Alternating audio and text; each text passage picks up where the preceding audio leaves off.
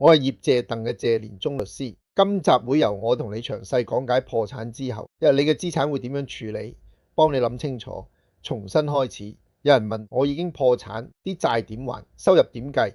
一旦你進入破產程序，根據破產條例規定，你所有債原則上都要透過你嘅資產同收入去攤還。當法院頒布破產令之後，你要即刻將你本地同海外嘅資產交俾受託人，同時你亦要通知受託人你每個月收入，等佢可以評估，計出你可以留幾多作生活費，剩低幾多用作還債。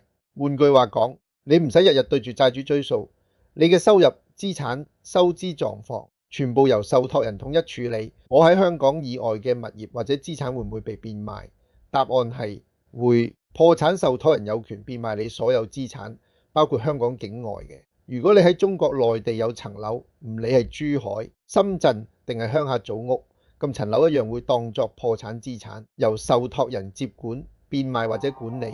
你唔可以話喺內地註冊，香港查唔到就唔申報。如果你隱瞞自己喺內地有層樓，又或者唔肯交代資產詳情，呢啲行為係犯法嘅，有機會被刑事檢控。